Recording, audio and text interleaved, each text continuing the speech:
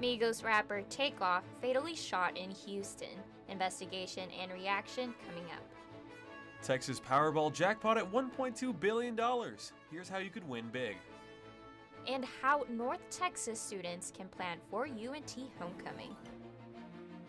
Broadcasting live from the University of North Texas, this is ntTV Nightly News. Thanks for joining us on ntTV Nightly News. I'm Mauricio Ortiz Segura. And I'm April Piron. We are 6 days away from the 2022 midterm elections. The atmosphere in Texas and across the nation is tense with real concerns about the safety of election workers and even of politicians themselves. Here in Texas, early voting has been underway since last week and will end this Friday. ntTV will air full election coverage next Tuesday, November 8th, beginning at 7 p.m. Your Choice 2022 will look at the key races here in the state, as well as look at key issues that will have an impact on each of us here in the Lone Star State. One of the biggest questions for this midterm election is whether college students and other Gen Z people will actually vote. Here in Texas, a new poll shows that a low turnout will favor the Republican Party, and the only real chance Democrats have in Texas will be if younger voters go to the polls. New details about the attack on Paul Pelosi have come out, including the suspect's original plan to hold Nancy Pelosi hostage. He has been charged with a number of state and federal crimes and is expected to make court appearances soon.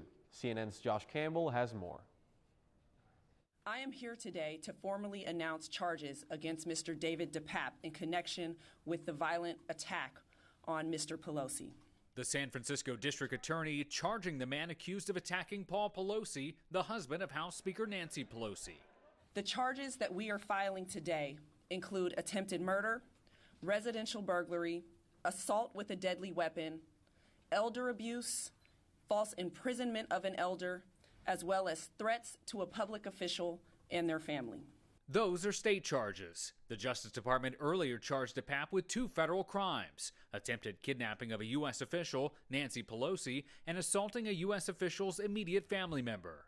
Authorities say the suspect brought 2 hammers, zip ties, rope, and a roll of tape with him to the Pelosi residence. San Francisco's district attorney now offering a chilling timeline about Paul Pelosi's face-to-face encounter with the alleged attacker, starting with the defendant allegedly breaking into the home through a rear glass door, before finding Mr. Pelosi sleeping on the second floor. The DA saying the suspect woke Pelosi up and forced him out of bed. Mr. Pelosi attempted to get to an elevator in the home to reach a phone. DePape allegedly blocked him. Pelosi eventually asked the suspect to let him use the bathroom, where he called 911 from his cell phone. 2 minutes after that call, police arrived. When they opened the door, they saw this. The defendant was holding his hammer, which Mr. Pelosi appeared to be attempting to control by holding a portion of that hammer. The defendant then pulled the hammer away from Mr. Pelosi and violently struck him in the top of his head. Authorities debunking right-wing conspiracy theories about Pelosi's attack, including that he knew the assailant, and making the suspect's motive crystal clear.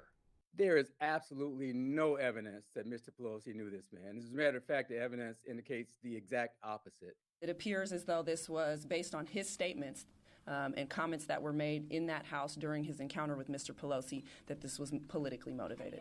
The FBI's criminal complaint revealing the suspect told San Francisco police of his plans to hold Nancy Pelosi hostage and speak with her. He explained if she lied to him, he planned to break her kneecaps so she would have to be wheeled into Congress, telling police that scene would demonstrate to other members of Congress there were consequences to their actions. Paul Pelosi is making steady progress after undergoing surgeries for his injuries, but this is only the beginning of a long recovery process. It appears the former president is one step closer to testifying before the House committee investigating the January 6th riot at the Capitol. Liz Cheney, vice chairwoman of the committee, says the panel is in discussion with Donald Trump's attorneys. Last month, the panel subpoenaed Trump in order to have him testify about the January 6th attack. The committee is seeking numerous documents and want Trump to testify under oath. Cheney's comments are the first indication that both sides are in talks with each other. He has until the Friday to respond to the oath and until the 14th of this month to testify. Today, the Supreme Court declined the Block A subpoena for Senator Lindsey Graham to testify for his involvement in attempting to overturn the 2020 presidential election in Georgia. Graham now has to appear for testimony, but has room to object certain questions. The court noted that his lawyers can still object to questions on a case-by-case basis. This means his responses could be limited. Yesterday's weather was perfect for trick-or-treating. April, did you happen to get any candy last night? Well, Mauricio, I unfortunately did not, but the weather was really nice yesterday. And I hope it stays like that the rest of the week. Yes. But let's go to our weather anchor, Peter Rabel, who has our first look at the weather. Peter, what do you have for us? Thanks so much, guys. So right off the bat, I just wanted to take a look at what we've got right now. We are having some 73 degrees weather. It's pretty warm for the 1st of November. It feels like 73 out too right now. Winds kind of high, 9 miles an hour coming towards the southeast. But if we move on to tonight, we are going to be looking at temperatures going to be a little bit cooler tonight, 59s. Still pretty warm overall. So if you're going out for Dia de los Muertos, you are going to see some decent temperatures overall, but wind's going to cool down a little bit, down to 5 miles an hour, or 7 miles an hour, excuse me. And then moving on to tomorrow, the clouds are coming in tonight, and then they're going to be here to stay. Tomorrow, it'll get up to about 75 degrees, a little bit warmer, and then we'll have the same wind speed throughout the rest of the day. And yeah, that's all I have for you guys. Back to you at the desk. 5 shots fired downstairs, from downstairs outside. The people next door are calling in about discharging firearms. Possible discharging firearms or shooting, not sure which. Then just until at Dallas, probably heard gunshots and people screaming. You just heard the 911 call reporting the murder of rapper Takeoff. The Billboard Top 100 star was shot and killed in Houston early this morning. Police responded to a call about a shooting at a private party in downtown Houston at a bowling and pool bar. Reports say Takeoff and Quavo, who was also at the scene, were playing dice when an altercation broke out and shots were fired. There was only one fatality according to HPD, which was later identified as Takeoff. Takeoff was one of 3 members of the widely successful rap trio Migos. Many fellow artists have taken to social media to show their love to the former rapper and react to his death. Houston police say the investigation is ongoing with more details to come. So, what would you do with $1.2 billion? Our reporter Kelsey Clark has the report coming up next.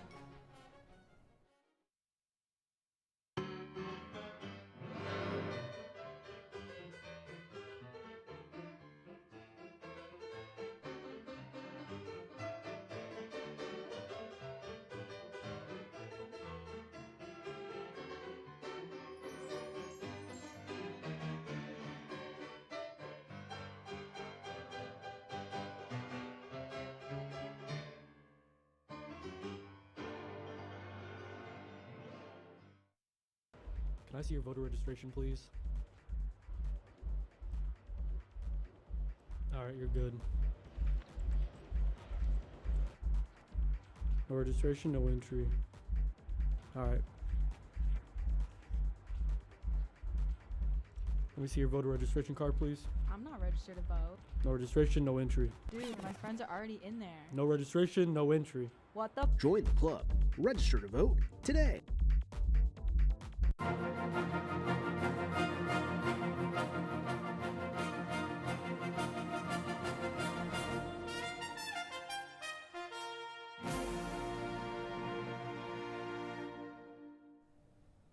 Mauricio, what do you consider to be a large amount of money? Well, April, as you know, I'm a college student, so I am broke as a joke. But I would say anything in the triple digits would be a decent chunk of money for me. Well, what would you say if you got $1.2 billion? Our reporter, ntTV, Kelsey Clark, is out live with more to this story. Kelsey?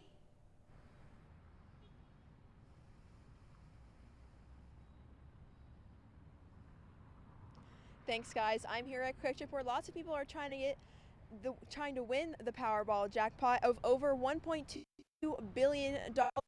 No one won this jackpot Monday. People certainly set out to. The Texas lottery numbers show that Texans spent almost $17 million on lottery tickets on Monday, including a single hour that peaked at $2.4 million. The next Powerball drawing is Wednesday night, and if someone is lucky enough to get all the numbers, they will win the second biggest Powerball jackpot in history and the fourth biggest in U.S. history. Now that's all from me tonight. Back to you at the desk.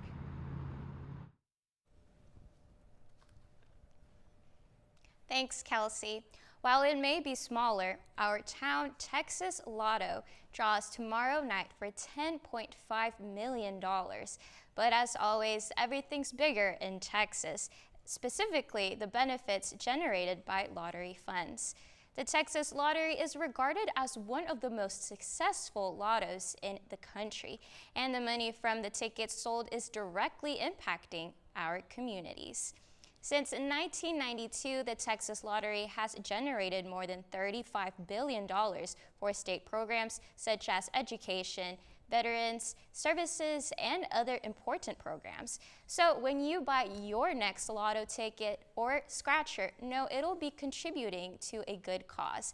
But players are encouraged to play responsibly. Well, April, will you be playing responsibly and maybe buying some of those scratch-offs? I think I will. The odds are very well, but I do wonder how high the odds are of us having some good weather this week. Let's go back to our weather anchor, Peter Rabel, who has the full weather report. Peter?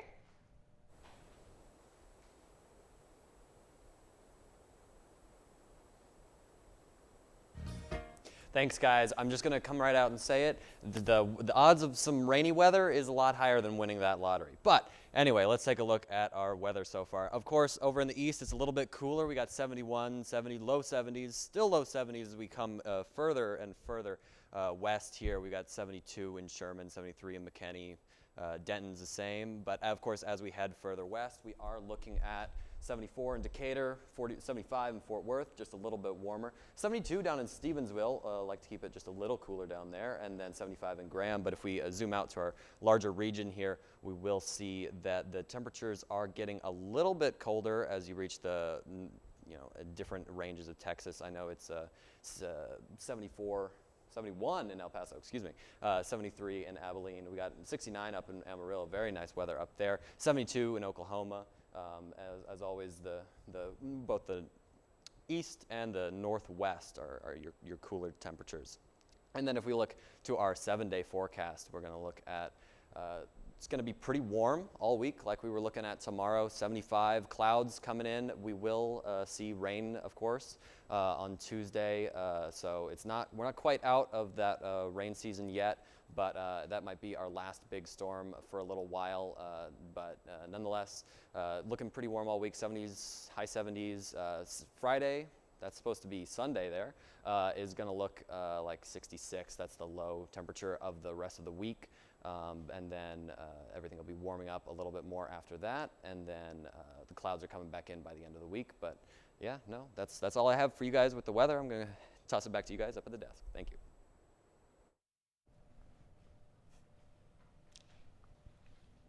Thanks, Peter. One of the most critical elements we all need is clean water, but that can be a problem for some people in our country. During this election cycle, the issue of infrastructure has become a political hot button. Things like roads and bridges, but the reality is that clean water to drink is also at risk. ntTV's Austin Hitchcock has more. Clean water, something we all need, but not something we're all guaranteed. The 2021 winter freeze exposed many flaws of the Lone Star State's infrastructure, including one delivery system we can't live without. The whole thought process of, oh, if it ain't broke, don't fix it. It's gonna break eventually, and by the time it does break, respectfully, all hell's gonna break loose. During the days, weeks, and months following the freeze, nearly 15 million Texans were left without access to clean water. Now, with the booming population, a thirsty economy, and an aging water system, Texas has some big decisions to make. This can be an issue that if it's not politicized, you can have good people making smart engineering decisions that will benefit people down the road. But the two candidates up for Texas governor don't exactly see eye to eye when it comes to spending state money. Democratic candidate Beto O'Rourke has proposed plans to address the air quality and water concerns across the state, while Republican incumbent Greg Abbott argues that border security and immigration should be the state's top priorities. If you are targeting Texas to come to, we're going to show up in force and shut down the border. However, no matter who gets elected, the new governor will have $2.9 billion federal dollars to work with, thanks to the massive Infrastructure Investment and Jobs Act passed last fall. It costs to invest. If we make important investment decisions now, we decrease the likelihood that those bad things will happen. Additionally, with the demand for water expected to surge over the next few decades, the Texas Water Development Board recently agreed to pitch in $46 million in state funds to fix broken pipes, upgrade flood protections, and build new treatment plants. It's all pen on paper until, someone comes in and actually starts doing something. And I think the important thing is the action and not just the talk. For ntTV News, I'm Austin Hedgecoth. Halloween may be over, but the Dia de los Muertos or Day of the Dead festival is in full swing. How you can participate coming up next. And our own Leslie Mata gives us the lowdown on UNT's homecoming after the break. It's that time of year where everyone plays a dangerous game with the flu. Going in uneducated, you run the risk of symptoms like cough, migraine, and fatigue. Don't be like this guy. Combat the flu with cough drops, ibuprofen, and a good night's sleep. Be smart, don't catch the flu. Oh hey, didn't see you there. Let's get started. This is a motor vehicle. This is the blinker mechanism. To use it, push it up for the right blinker and down to go left. You're welcome. It was easy.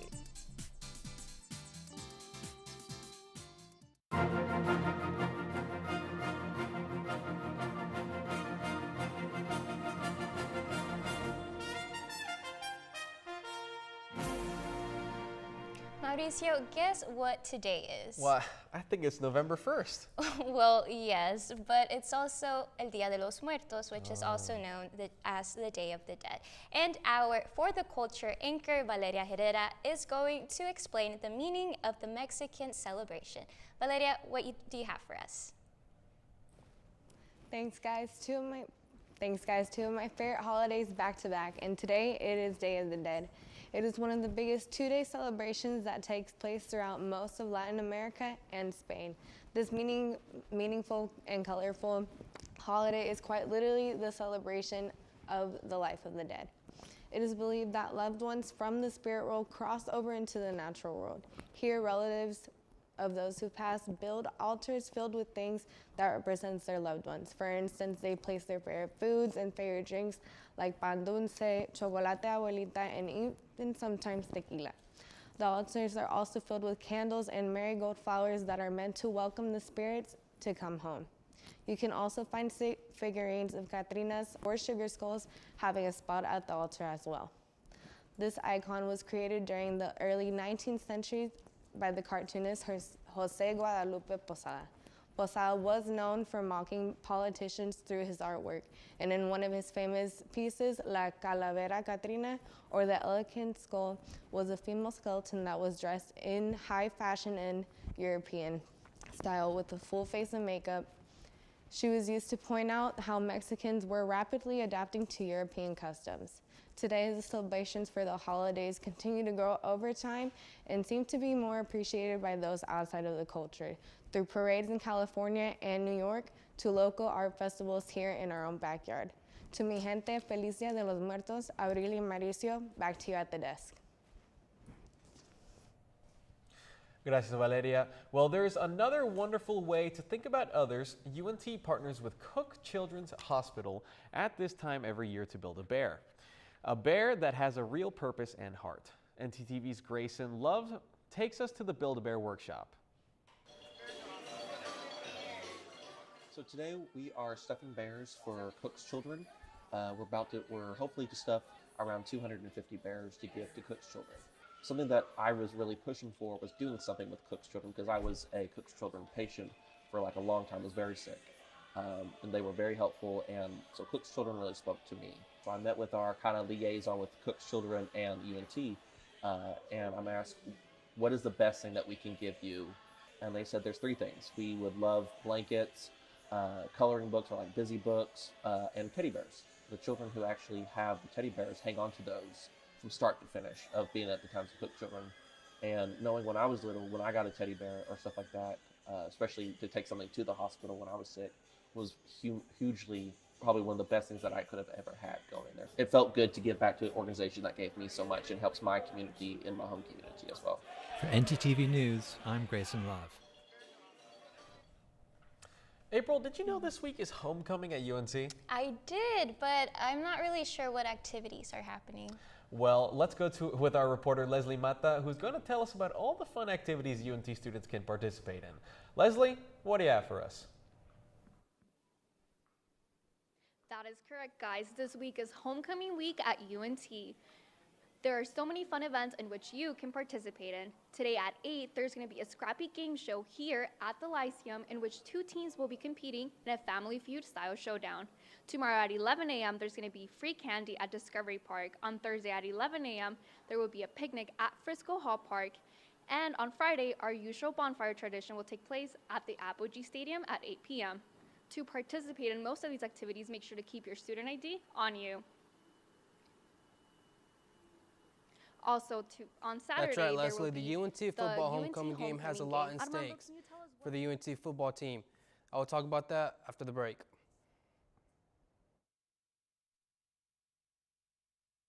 Midterm elections are coming up across the country on November 8th, and here at North Texas Television, we'll be giving you live updates throughout the night. National and state race updates, original content on political issues, and bilingual coverage, North Texas Television is here to keep you informed. We'll also have experts in political science and sociology to share their takes on hot-button issues at stake in these races. Our live reporters will be covering the evening in Dallas, Denton, and the state capital, Austin, Texas. Be sure to tune in for midterm election coverage right here on North Texas Television. We'll be going live from 7 to 9 p.m. on Frontier 46, Charter 192, YouTube, and Facebook.